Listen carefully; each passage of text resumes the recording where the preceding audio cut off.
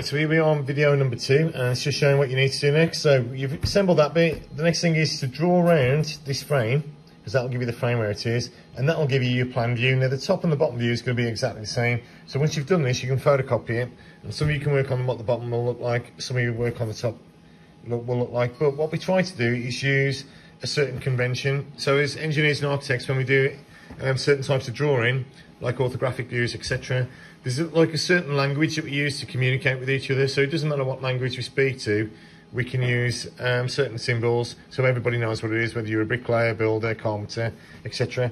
So here's your joist floor, and if I take that away, the plan view is literally what would that floor look like from the top. So from the top, this is how I've drawn my view. So you can draw this to scale, and this is where you need to start working out what you're going to put in, because how you change the interior is going to affect the outside. So if I just zoom in a little bit from here, what I can see on this part is this bit here is the wall from down there. So you can see where we've got the wall is, that's a solid block colour. If it's a cavity wall, we tend to have a gap down here, so it'd be like 2 black lines going down. Where you've got this sort of symbol, where it's got like a square with these lines across, that means there's a window there. So we can use that to tell builders the windows are going to go here. And you can see I've got a window on this part, a window on this part. In fact, that corner, that whole corner is going to be glass on that side of the window on my design. And I've got another window here, and then all this front side here is going to let the light in. Now the other thing as engineers that we need to think about, certainly is when we talk about architecture, is where it's positioned in relation to the sun. So we always need to find out what's north on a plan. So if I put my little line down there to say it's north, so it's just a little arrow, it's hard to hold the paper and draw it, but north, and that means I can work out where the sunlight's going to be. Now in this country, depending on where you are in different countries of course, but in this country the sun rises in the east, which means on a morning, if this is the north, east would be this side, south would be here, west would be here. In the east, the sun is going to light up or shine from this side, so the light is going to come into the building from this way. At midday, the sun's by the south, so that means the sun and the strongest part of the day is only going to be coming through this window here onto this part down here, and then when it sets on the west on this side as well, then we've got a long window across here. So when the light starts to get a bit, so this time of the year for example, when the light starts to get a bit darker and there's not so much light, we've got actually quite a few windows here to let more light in. So we're already starting to think about the location of it as well. Now the other thing we've got down here is these parts here, which is the stairs. So because this is the first floor, the stairs would go down. So on the first plan, on the ground floor, you'd have the stairs in exactly the same place, obviously, but then the arrow would go up, and that's how you can know whether it's a ground floor or a first floor onto these designs. And then this bit, you'd obviously walk up, there's a bit of a landing here, and then we've got this symbol here. Now when we see a symbol like that, that means there's a door, but it doesn't just tell you it's a door, it tells you which way the door opens, or which way the door will be hung, so it will open that way. So according to this one, the hinge is going to be here, and the door is going to open. So imagine that's my door as a pencil. To get into this room, the door will open that way, so it will swing open that way. And that just means then, as an interior designer, which is another part of design, you'd know that you couldn't put anything there like a chair or a sofa, because that space is needed to work out where all the other parts are going to be. So you wouldn't be able to put something behind it because the door's going to be there. So we can then work out what other places do we need, what sizes are toilets, restrooms. Now inside this room here, you can put as many partition walls as you want to. So we know there's got to be, these bits here has also got to be a partition wall. Now because they're interior, so this wall here that I'm actually shading in there, so all this wall here has got to be an interior wall and joining up to this part. Yeah, so all that bit is to hold the stairs in place. So we know from this point of view, that bit's some sort of a wall from there. Okay, so we can draw that in. Now when I do these as internal doors, it's hard to actually draw while I'm holding the camera, but all I would just do is just draw a line going down here, a line going down there, a line going across, and it would have a gap in the middle just to show it's a partition wall. So that's the first part of the plan from there. Now once you've done the plan, you've worked out which bit's going to be where, and you've shaded in the walls, etc. What you can do then is just cut this out, cut the bit where this shape's going to go, and then that can be glued onto the frame that we've just done, which will be the next stage. So we'll just show you those parts as well. There are some other symbols to look out for. So I'm just going to draw some symbols on the outside of the edge. If you see a symbol that looks like a circle with a line in, that usually means there's an electrical switch. So you usually find if you come into the door, when we design buildings, as soon as you open the door, the light switch is by the door. So the light switch would be here on my drawing. So if I just draw that bit down there, so as you come in through the door, there'll be a light switch here. I can walk in, and it might mean that I need different zones. So every time I put a room in, for example, so if this bit's going to be a room there, separate room, or maybe a room going right the way across down here, and another door there, then I need to think if the door's opening that way, that the light switch would need to be on this side of the wall. So you need to think of things and start putting the amenities through it. So if you research what sort of symbols architects use, and then you'll know then where the plans are going to be. So for example, where are the plug sockets going to be, where are the lights, so if there's a light source, is usually a circle marked, and where it'll be on the top, where the plumbing's going to be, where are you going to put the radiators, all these sort of things. Is it going to be a sink? So if we've got a sink, so you'll find some sort of symbols that look like this.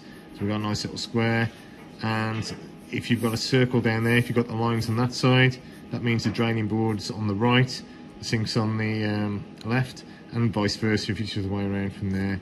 Things like toilets, so you've got symbols that look like this. And you've even got bidets and various other things. That would be a toilet. A bidet would just have a little plug socket into there. Normal sinks would be things that just look square with a tap on. But you can work out all these symbols and draw these to scale onto your plan. So once you've done the plan view, which is next, and you've worked out where the rooms are going, you can then start to construct the floors separately.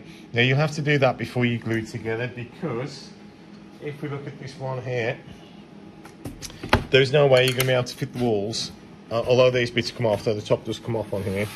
So there's no way, if I just lift the top off on this drawing, you'd have to build this level here onto that first of all, okay, and then build the walls going up before this bit starts on for the roof. And of course the roof, which we're doing in the next pack that we're doing, will need to be corrugated, and we'll talk about things like insulation and how we plasterboard a house and how that is assembled probably in the next video.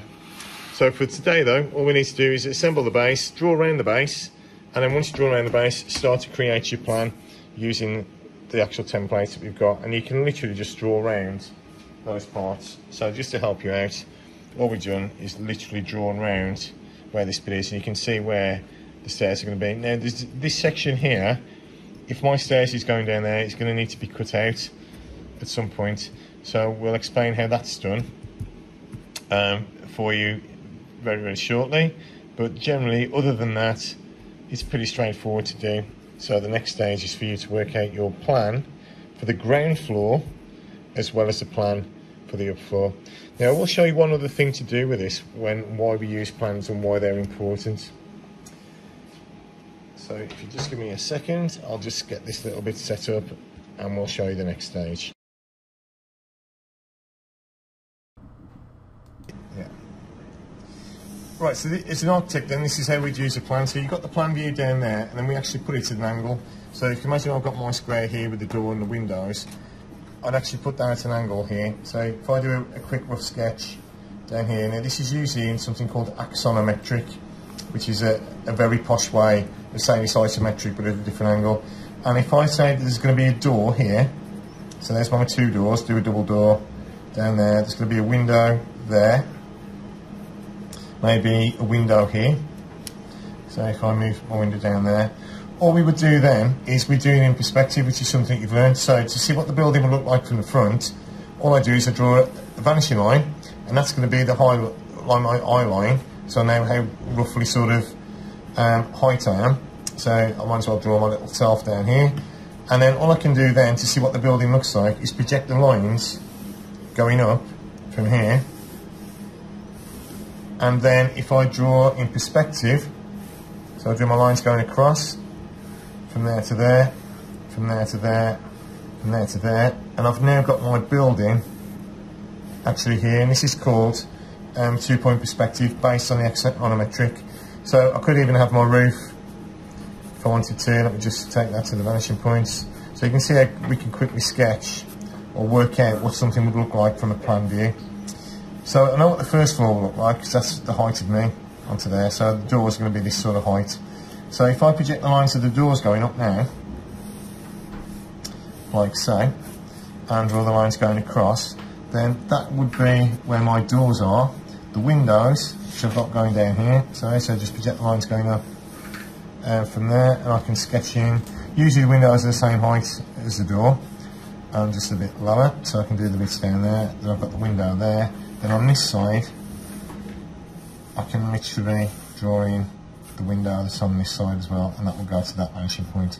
So what I've actually got from that plan that you've just drawn is we should be able to project the elevation of the building. So that's that part from there. So we've gone from the plan from there. Now if you wish to change it slightly, so for example, we decided we wanted to put an extension on. So on the plan, I built an extension. Then what I'd have to do then is project the line going up. It's very close to where it is. Take this line coming back from where that line would meet, which is obviously where the window is. So if I just come from there, that line would hit that corner there. That line would probably need to hit the top of the building down there as well. So I can do that line coming out. And then where this piece would come out would be where this bit would go back. So I can start to add things in to my drawing to see what that building would look like. So obviously all the things down there, the brickwork would go from that vanishing point down to there. You can see where it's from there. And then finally, if we wanted to work out where the sun was, all we need to do from this point of view, still from the plan that you've got, so you won't see any of the back, because obviously if I'm stood here at this part of the building, then when I'm actually looking at this corner, I'm going to see this corner. I'm not going to see the back of the corner because that's at the back of the house. So I can only see what I can see from this point, which is what we've got here. So sun, if we put the sun, I don't know, somewhere around here, so there's my sun. Very brief, but there's my sun. All I do then is put the line going down to projection from this point, which is called the base point. And then from the base point, we project the lines going from the building. That's the sun, so where it hits the top of the building. So the first part, so if I come from here, it's going to hit there. Second part is going to hit this end part of the wall down here. So it's going to be quite a big shadow on this one. Then it's going to hit this part, onto that part, hit that part, onto that part. And we should then be able to work out what this actual shadow of this building would actually look like, which is something like that. So it's going to cast, if the shadow is behind it, really dark here. And we can start to do a quick impression of what that would look like from there. And that's the idea of using the plans. So these plans, they're not just for builders to work out. As an architect, I can project and work out using other methods how to actually work that out. And that's called axonometric projection. And that's what architects would do. So that's it. So that's way, way, way above what Year 8 is. But you can see in industry how we would use this. We do this at Key Stage 4. So if you used to do graphics at Key Stage 4 or technical drawing, this is the sort of stuff that you tend to do where you're doing the plans and the building. So it links into that anyway. So some of you can do your plans like that. Yeah, all we would do then is shrink them down, put it at an angle, project the lines going up, horizon, and then we can start to draw what the actual building would look like from the plan.